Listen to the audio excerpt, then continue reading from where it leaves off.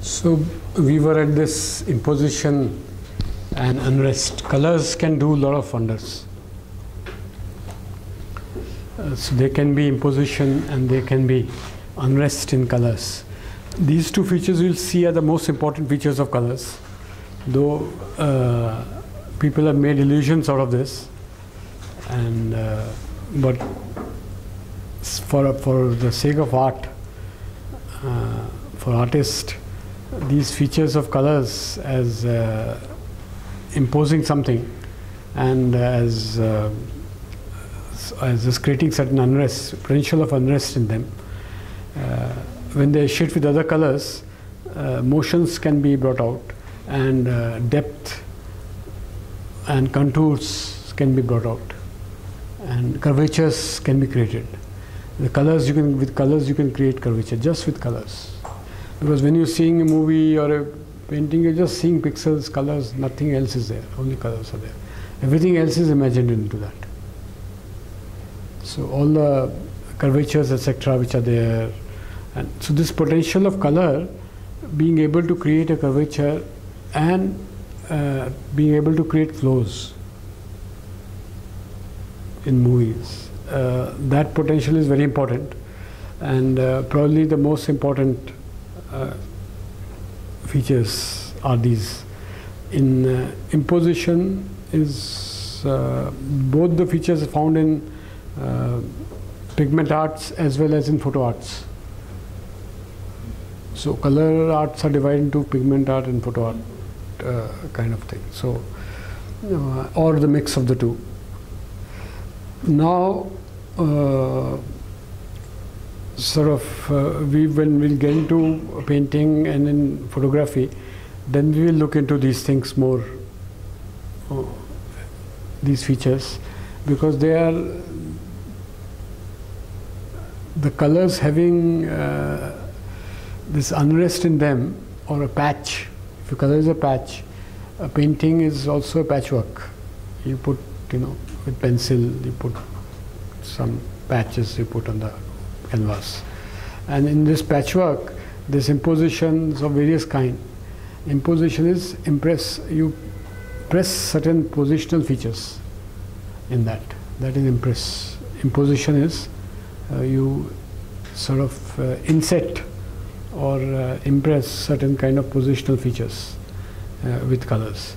Similarly, you can sort of inset certain unrest and incompletion kind of sense in that line or in the patch, and using these senses you can create a flow, which is what art people do. Now there are other colors, though we said very broadly something called memory color, we call dream color, we call cognitive colors, or even when we look into imposition, unrest, etc., the mobile and portion of colors. We are talking some mysterious things here, and to bring that mysterious things into order, we have to look into a concept of shadow to understand what color is. So, in fact, that video of Goethe, how many people have seen that? Not, yeah, that should be. If you can see it now. Yes. Huh? But it's a 54 minutes. No. Just first 5 minutes. That's 5 minutes. First 5 minutes is okay, because how shadows have color is illustrated. It was an experiment done by. Oh, your cell phone will have that, huh? Yeah, I have. Are actually grey. Our eyes form the greenish blue as a counter to the powerful orangish red light.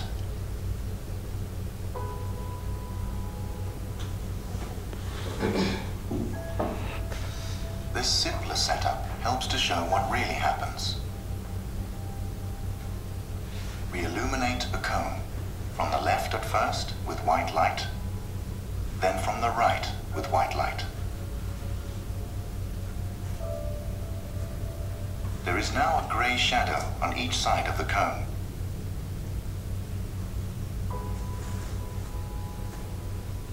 If we add a green filter to the left-hand lamp, the whole setup is bathed in green light, except for the part that is in the shade of the cone. This time, when we switch on the light on the right, which is still white, our vision creates a magenta shade where there is room for it, namely in the grey shadow. If we zoom in until we can't see the surroundings anymore, but only the shadow itself, it stops looking magenta and turns grey again. If we view the shadow in isolation, it is grey, but when we see it in the context of which it is part, our vision invokes a magenta shade. Magenta is green's complementary color.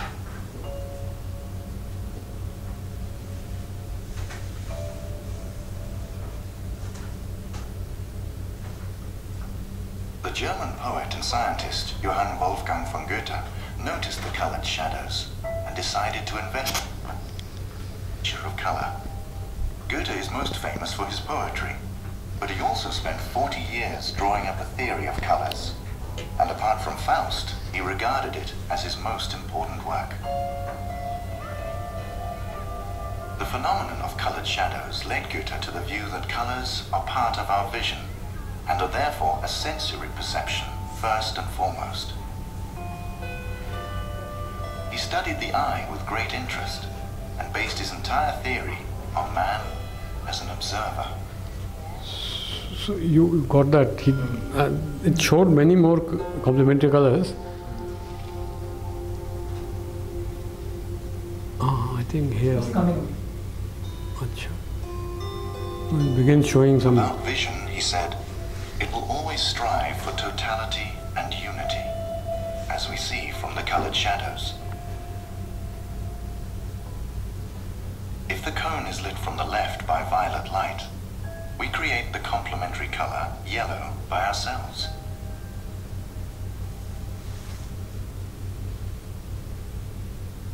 Cyan blue light creates the complementary color red. When we are subjected to an outer, uniform color influence, we create balance and harmony by forming an inner complementary color. Colored shadows cannot be seen on their own, but only in the context in which they appear. They have no wavelength and therefore cannot be measured. So according to the scientists, they do not exist and are dubbed an optical illusion. Nevertheless, we see them.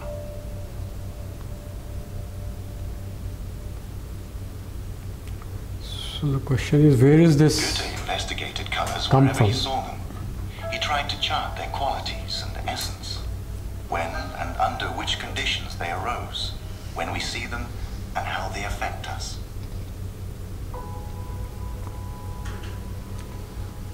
The another experiment was to make a separate spectrum other than Newton's. That's also here. This is the color wheel. He rendered the results of his work visible. This has become very famous. Yes. But this can't be derived from light, study of light. It's only when you add shadows to light that this gets derived. So if red is the color, then this one is red plus shade. Rest of it minus red. White plus shade is this color. So white is minus red and shadow becomes this color. Similarly, yellow will become blue, blue will become yellow. So this is how you get this. This is the one which is used extensively by painters, by printers, etc. And the another experiment he did was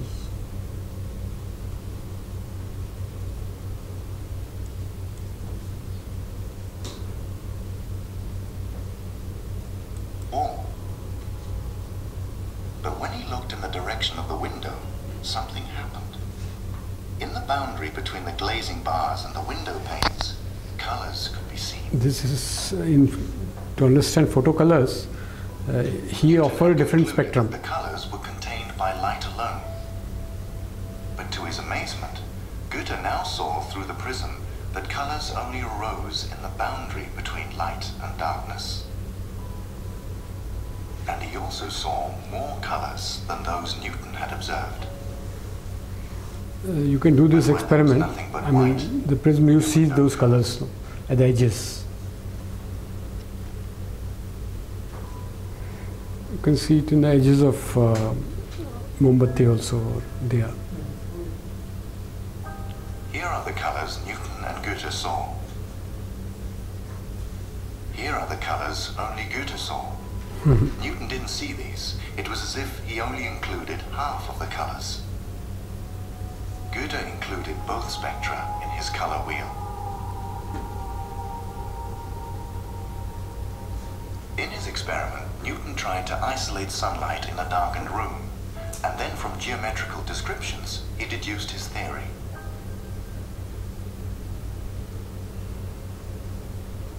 Abstract observation and isolated experiments are the foundation stone of the natural sciences, which our modern technological society is built upon. For the last 200 years, the watchword of classical science has been objectivity.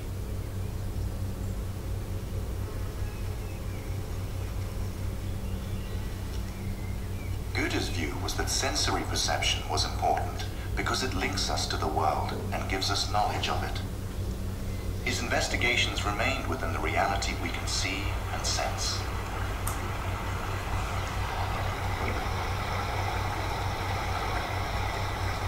The experiment is here. He maintains the association between part and whole. To gain knowledge of the world, he says, we must first dismantle it, but then we must reassemble it to return it to its true context.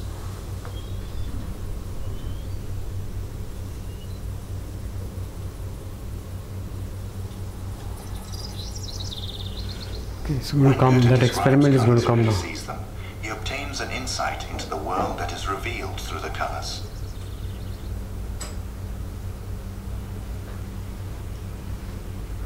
He emphasized that it was important to observe the phenomena of color without pleasure or displeasure, without expectations or prejudice. If we see them as they really are, they open up and tell other stories.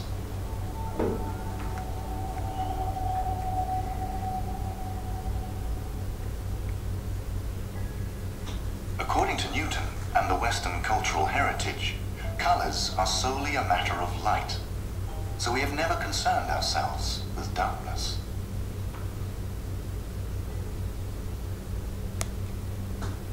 The natural sciences call darkness the absence of light, but you can't observe a ray of light or a ray of darkness. That is not a ray unless it is surrounded by darkness or light. In visual reality, light and darkness are equals. Therefore, Goethe says, we cannot talk about light without talking about darkness too. For example, if we look at these rays striking the mirror, we discover that light and darkness can both reflect.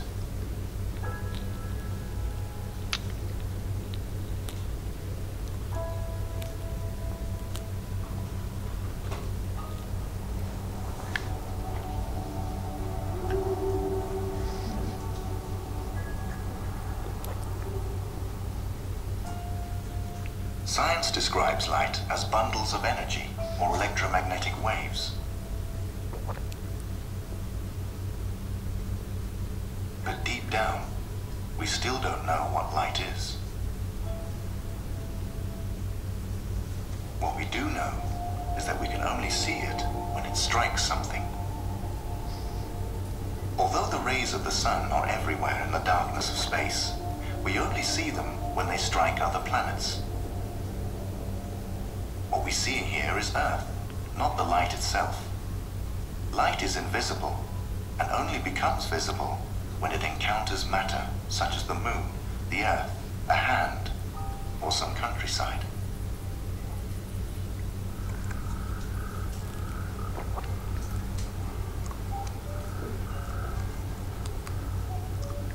Smoke is also matter, particles that reflect light. The smoke is what allows us to see the light in this box, just as we only see the light across the lake because it strikes the mist. Now we've covered the hole in the box with glass so the smoke cannot enter.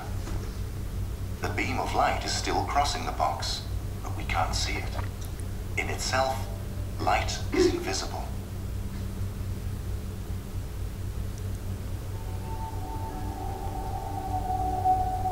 So light has no colors. Talking about sunlight, but the light we see is really luminescent matter, namely glowing particles.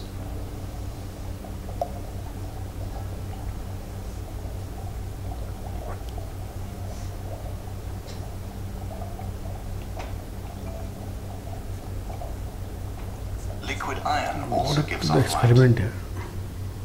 as does the incandescent filament of a light bulb.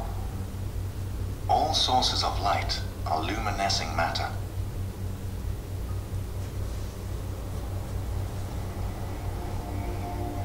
When daylight disappears, the darkness of night takes over. In the darkness, we find peace and quiet. Darkness is one half of our lives. We see the darkness at night.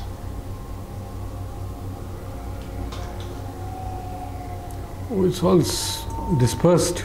I didn't realize that. We see darkness in the shadows.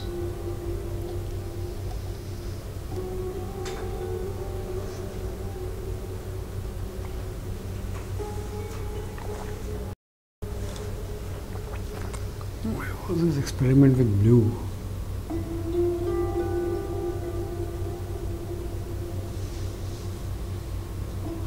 We see darkness when we gaze into empty space.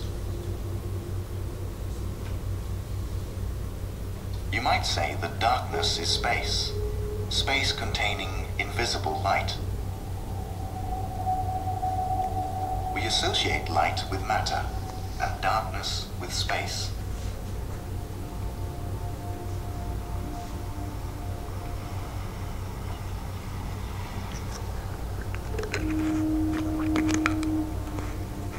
When night falls, shrouding the countryside in darkness, and light no longer plays on the cliff, the trees, and the pebbles and rocks at the water's edge, the space of the universe takes over. The world becomes cold and distant. But when light from the first glow of dawn spills onto the cliff, and the treetops once more turn green and distinct, and the dark sky turns blue, the world becomes You should be able textual to and present. do these transforms. Yeah. The thing will be tested if you can do In this hot, abundant morning Tuscany, to evening the transform. heat makes the soil steam, and the light strikes the mist in the air, the grapes, sunflowers, and other plants. We are enfolded into a textural presence.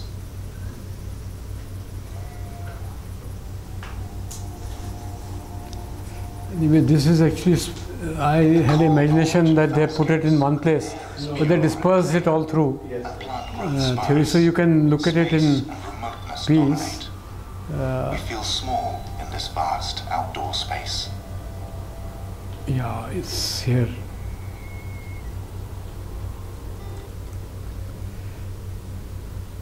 No matter how small the hole, and no matter what shape it is, a round image of the entire sun will always be formed, Yeah. surrounded by the darkness of space. It is not an isolated ray of light. The bulb in the camera obscura emits light into the room. Some of it escapes through the tiny hole in the wall and strikes the screen.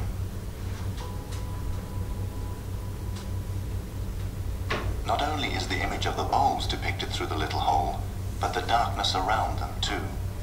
That is why we see the picture of the arrow. This also confirms a picture theory of color.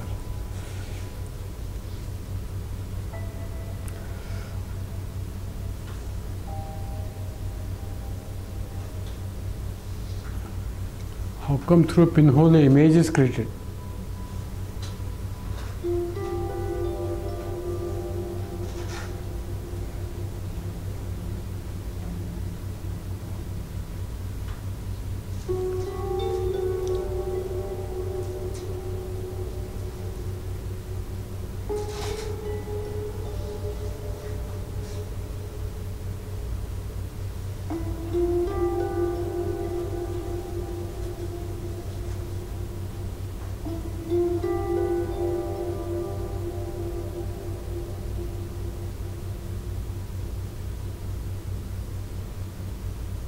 always carries a picture of its own source. Here, the source is the entire radiant image of the tree, the yellow field, and the blue sky.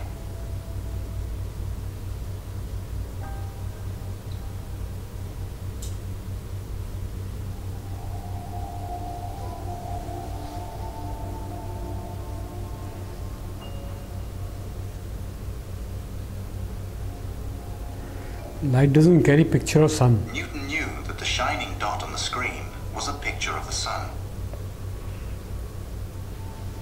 But when he tried to investigate why colors arose when the sun's image was refracted by the prism, he left visible reality and the image of the colored suns.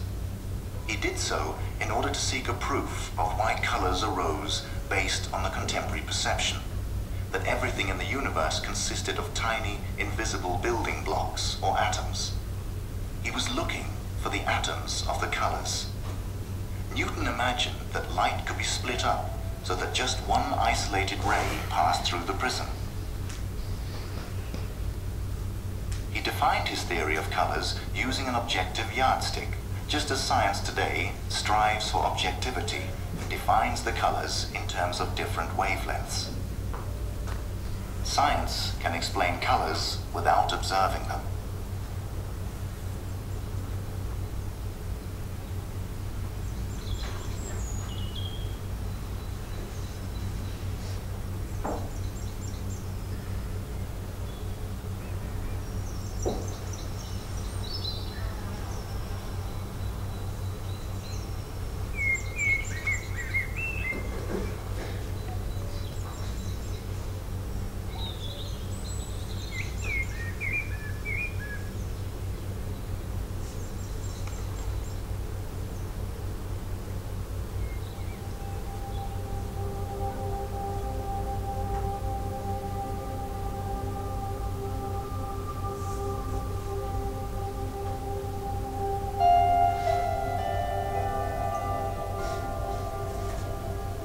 Natural sciences show no interest in darkness.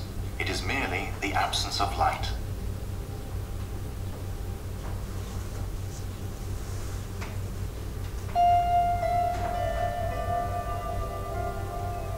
But it is our ability to see and interpret pictures that links us to the world we live in. Pictures that arise in the encounter of light and darkness. Newton presented a theoretical interpretation of the prism experiment, but Goethe chose to examine what he actually saw. He began to explore the image of the color spectrum. He replaced a white square against a black background for the round sun.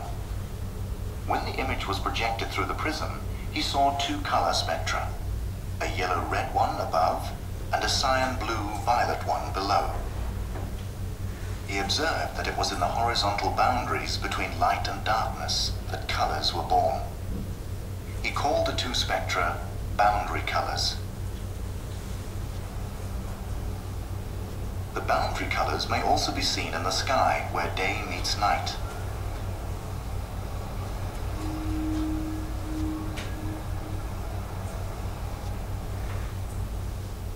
But the green from the Newton spectrum is not present.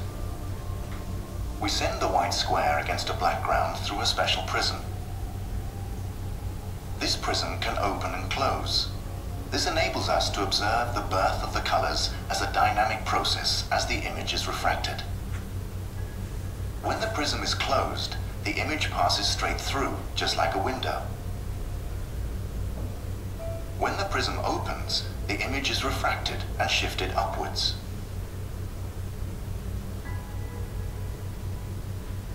We now observe the way the boundary colors arise as the prism opens.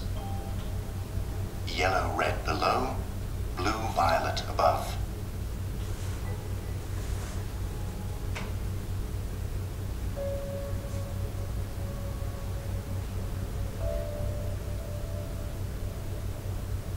The yellow and blue marginal spectrum arises, culminates, and disappears as the image is shifted.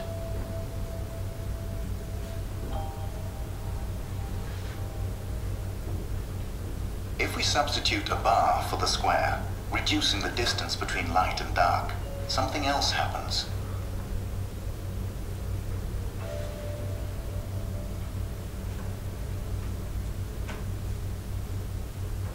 As the image shifts, the two boundary colors arise as they did earlier, but because the gap between them is smaller, they meet, and yellow and blue mix.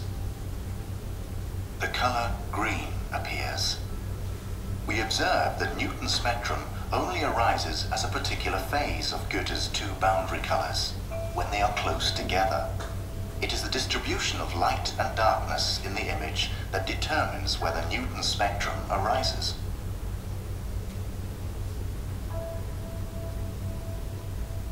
Newton concentrated on a theoretical definition of the colors. Goethe explored them as dynamic processes. Everywhere, in prisms, in celestial phenomena, in nature, he observed and recognized the birth, culmination, death, and rebirth of the colors.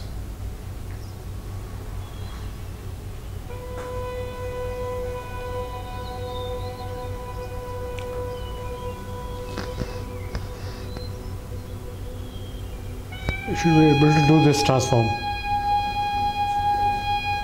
This picture gets transformed, no? You should be able to do it. You think they kept the camera here for 1 year? Huh? Yeah, but the position is same. They did that, but we need not do that.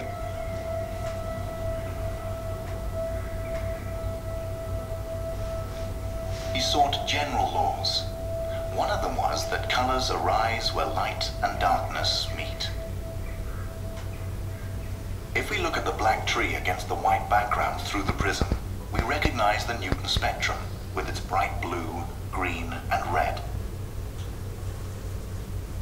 But where the black branches are very thin, we also discern other colors, namely pale yellow, magenta, and cyan. The image that produces Newton's spectrum is a white bar against a black background. In the black bar on the right, the boundary colors switch over, so that red and violet meet and merge into magenta, the way yellow and blue merge to form green.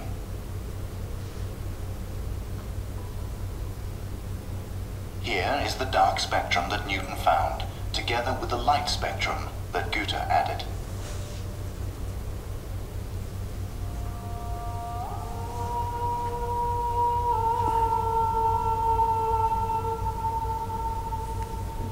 The light spectrum and the three light colors.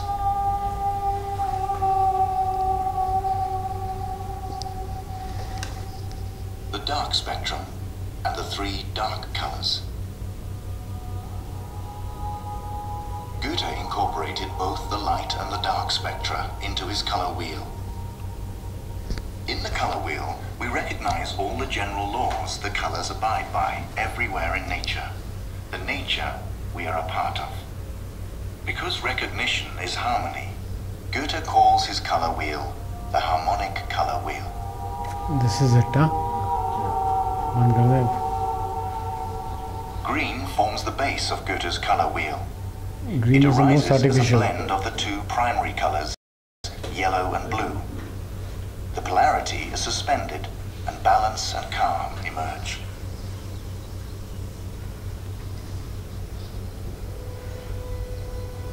Interesting, anyway, you should watch this.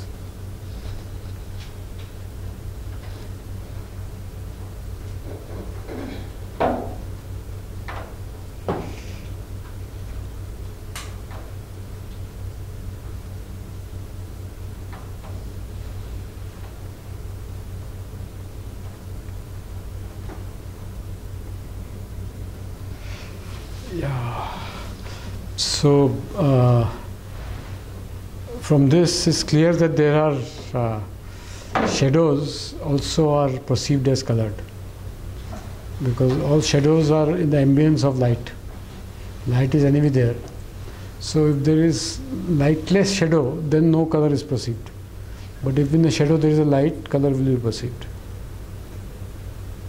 So now shadow are of two types. One is a shadow which is spatial. Another is a shadow which is temporal. Usually the temporal shadows are called impressions. We are somewhere and we carry the impressions of that. And these impressions are there in memory. And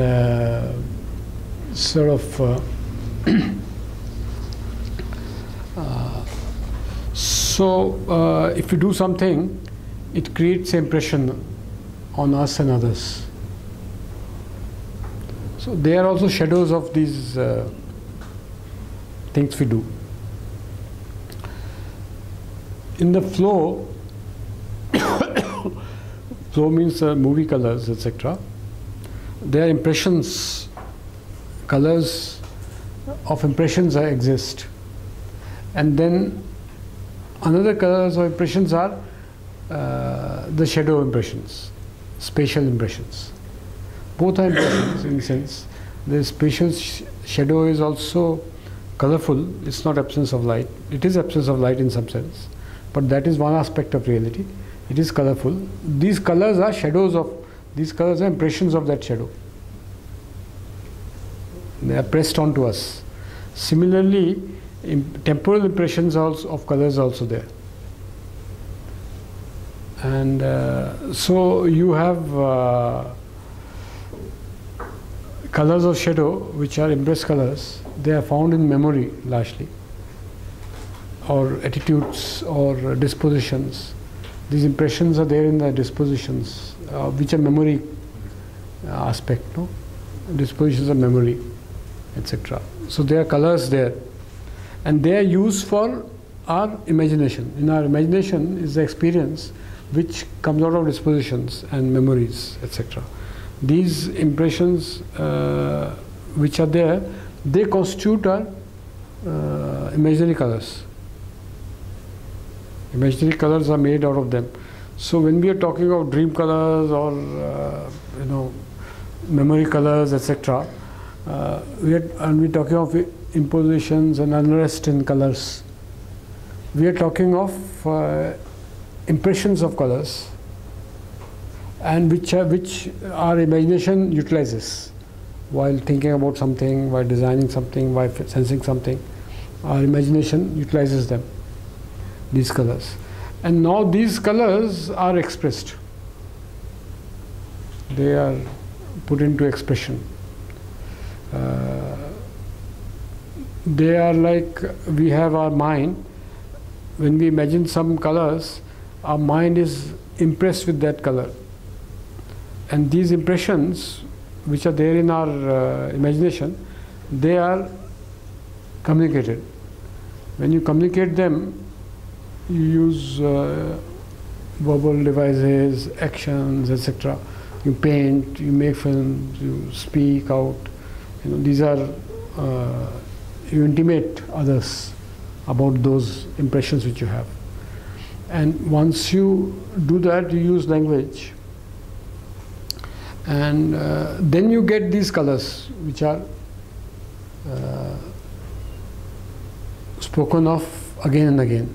These are poetic colors, language colors. You get them. These are their terms in language reserved for these colors. So the expression of color and the impressions which you have, they sort of keep matching with each other. They keep transforming each other through the cycle of human actions.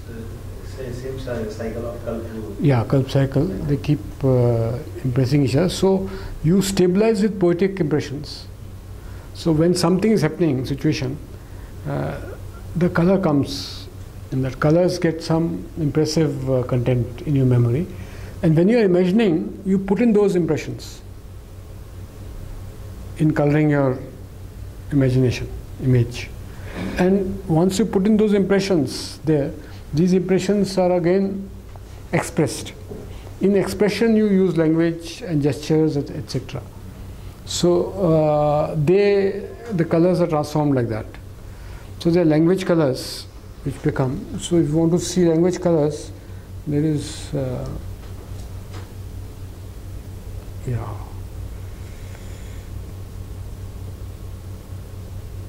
this is one color space.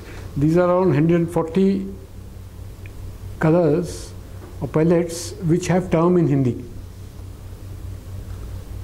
The terms exist like Bangni, like Girwa, like Safeda, like, you know, these are terms, Katha, etc. in Hindi. Hindi color terms have these palettes. This is a color space in which there is a palette corresponding to them. But if you look in Telugu, around 140 color terms of Telugu, these are the palettes. There seems to be sort of lot of pinkishness in Telugu, and it's not trivial. It's not trivial, and because I saw once a photograph of a hut which looked pink in the evening. It was very good. And anyway, there is sort of, you can see the colors are very different from Hindi colors. In Telugu, colors are very different. So these are Hindi colors, and there is a cluster here, there is a cluster here also, and these are Telugu color distribution. Color terms, they stand for these colors. And if you go a little down, you see Malayalam colors. These are 140 colors of Malayalam, and they have different color terms. So every language seems to have different aesthetics of color. So the expressions in each language have different content, you know, and what those impressed colors are, they are found very communicative colors, because these colors have words, because they pack meanings, aesthetic meanings, other meanings. They are very communicative, these colors, and they are a bunch of, you know, packages of clusters of meaning. So the way color becomes meaningful is different in Malayalam than in Telugu than in Hindi, and in every language of the world it will be different. We don't know the palette as shit with the English color terms, because English has become a decultured language. But if you ask a sort of English farmer who has not moved much, more than 20 miles away from his house, and the English of that person, you will get real impression what colors they mean. Indians can't, when you say red, it means nothing, you know. We speak in abstract, and or even sort of, but culturally many of these things actually meant certain palettes of colors. So if you want to see really how it affects,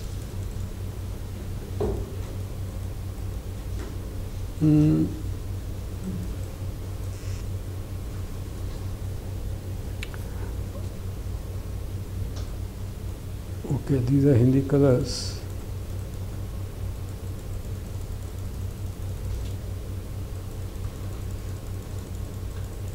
I just want to show you some pictures, how they look to a Telugu man and how they look to a Malayali man. Okay.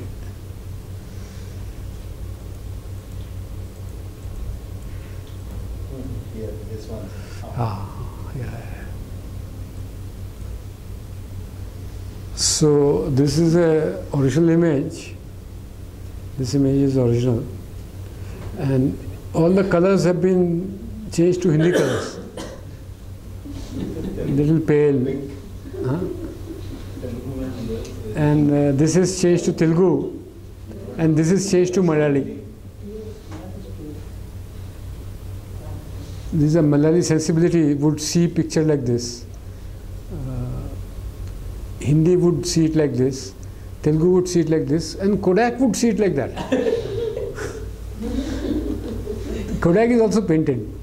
It's not a natural picture. What you get is some electrical signals from there, and piezoelectric signals you get. Then you paint those. You pick up from color space. There's a color space of Kodak. It picks up colors and shows you. So this is it. And it's also interesting if you look at color tones or skin tones a little bit, but it's a little racial. So how do skin tones look like?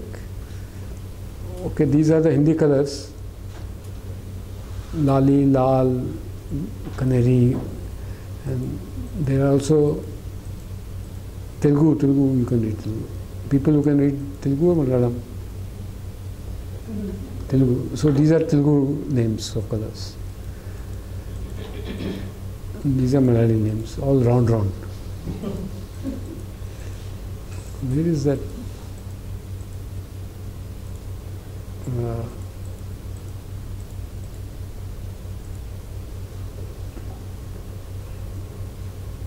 In Malayalam, morning and evening is there. Telugu morning is Telugu evening is like that color.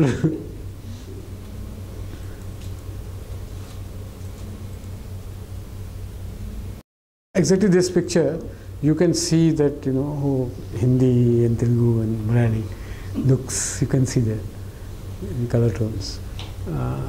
This also one can see that the greens in Malayali greens are richer than the Telugu greens, and you can see all those things. And just one doubt.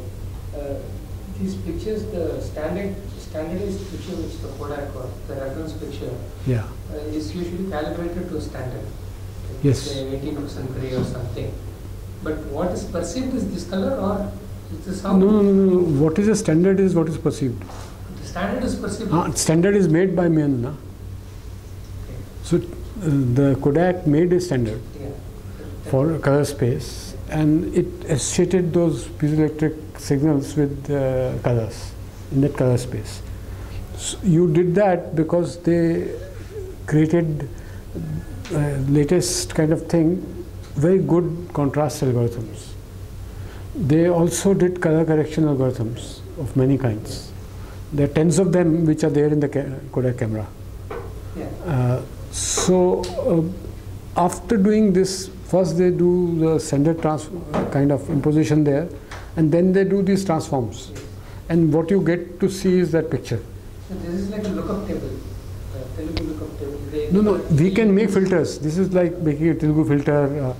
These are computational filters. That's a thesis about color filters, cultural filters. So instead of having a yellow filter to get rid of the sun, or blue filter, etc. were there traditionally, now you can, in computational photography, you can have cultural filters and preferential filters. I like this color, so my filter, your filter, and her filter, etc. one can make. So this is like making those filters. But only thing is that the first coloring of the image is proprietary. So in Stanford they started a project on open source camera, which was bought over by Google, first by Nokia. It was bought over by Nokia, and Google bought up Nokia, and they have closed it. That was a open source project where everything, you could do any manipulation. Right now you can't do those manipulations because these are not available to you. First coloring algorithms are not available to you. So it's a color transform which you can do now, which they are also doing. So, but if you want a filter, you have to put it before first thing layer, and so there's an issue there. And that open camera project, they said that when they bought up Nexus, what is that? Nokia. When they bought Nokia, they said Nokia 9 would have APIs of open camera. Hey Abrar, are you following this open camera initiative? No? You should follow that. Open camera initiative. What happened to that? They said they will give all the APIs, and they have not given APIs for that. And they said now 3 more releases have come. Nokia 9 came, E9 or something. Now, huh? E9. Yeah, they said they will give all API, make it free, so people can do anything they want, and then this standard will become, Google will become standard in photography. That has not happened, and but it should come. So then one can make all these filters, variety of filters, but not just these. You can make many more filters. Yeah. You can have your photograph look like some 100 photographs you liked, or 700 photographs you liked. You kept a folder somewhere. I like this, so let computer find out why do I like this 700 and do something with this image which is of my liking. It's possible to do that now. So you will have these cameras just now. I want to cross the 18 or something, 18, 19. You will have such cameras which would do this. So other complex thing would be shadow cameras should come, and they, especially for moonlight photography, you will have cameras which have very good colors. Right now, early moon photography is black and white, largely. I mean, little bit tinge of brown, this, that kind of thing. But now you will have very colorful moonlit photography.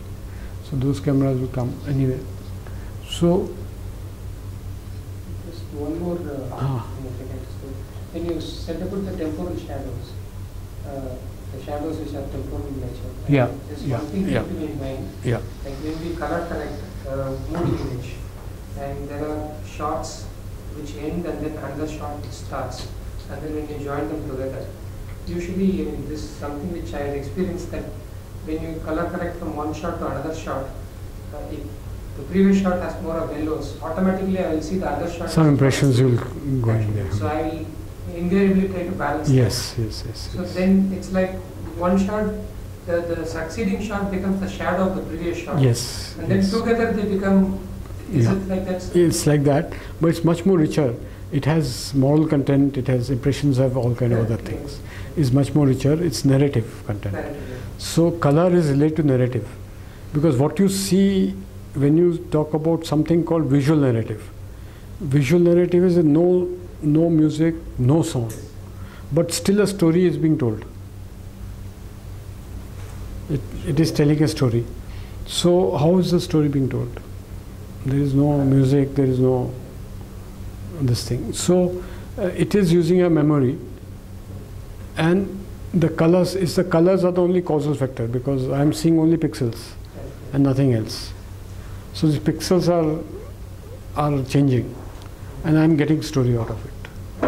So it has more content, conceptual content. It has much more content colors have. So the what you call as impressions, which stay with us, like certain words stay with us, certain speeches stay with us, certain ideas stay with us. These are impressions in memory. So they are usually called dispositions and tendencies. Some cinematographer has a tendency to bring sky at a drop of hat. Some cinematographers don't have that tendency. So there are colors have an impressive aspect to it. It's a very interesting thing.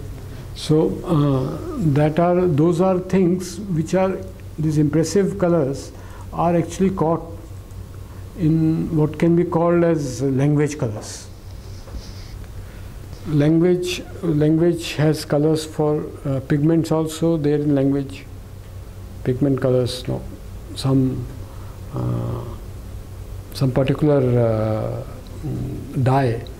A lot of color names have come from dyes. Some color names have come from vegetables. Some color objects. Certain color names are abstract. abstract like Vasanta, Vasanti, etc. is abstract color names, or Gerua is abstract color name. There are such things, and usually the abstract color names are more interesting because they are like rare colors. Also, vegetable colors and things, you don't have names in every culture for them. We have Haldi, we call it as Manjal, which means just yellow. Yeah. So you can do for Telugu colors, do work for us. You find out Telugu color terms. You have to go through a dictionary of 50,000 words and work out which are the color terms, all of that. And once you have these color terms, you have to find out, ask people, do survey, what palette does it correspond to, and that becomes a Telugu nationalism. I was just sharing it with them, but the TRS flag is more pinkish in color. No. Pink is, we have to see, this is a unstable state. But culturally, it doesn't have, there's a lot of desire to have cultural expression for this, but not yet. The mind is not there into it. But yeah, there is something pink about this place, Telangana. And so they have to actually produce a lot of photography which shows color bias of the people. And so they should have it everywhere, on the road and everywhere. And more important, this important thing is, from this work, we want to create, apart from doing all kind of color transformations in a movie, or for instance, one of the things I would want is that there is a movie in Hindi. What is it called? Madhubala? Madhubala. Dilip Kumar, Mughal Asam. To make a color version of Mughal Asam, because that one song is there. Yes. Take colors from that one song is colored, and then do color transformation and remake Mughal Asam with really vivid, textured colors. They'll see kahan se aa gaye ye colors. It's possible to do that now.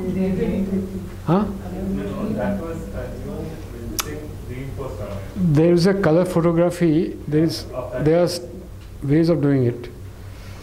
Like in the beginning, they would do hand painting of colors. A lot of this hand painting was done. The problem with hand painting was that colors were going outside lines. So this Kodak set up a committee how the color should remain in the line. Then they made, the Xerox is born out of this problem, idea of Xerox. Because they made three plastic sheets, and made them color the three plastic sheets separately to get using Boltzmann idea and three plastic sheets, and then impose it. And then the thing went towards this copying, how to copy a color, how to copying of something, and thus your Xerox is born out of that technology. It came out of Kodak actually, Xerox. Not many people know it. And it came out from this problem, that in coloring, because the audience is tired of going outside line colors. It looks very odd. So idea was how to keep it there in that thing. So they made actually some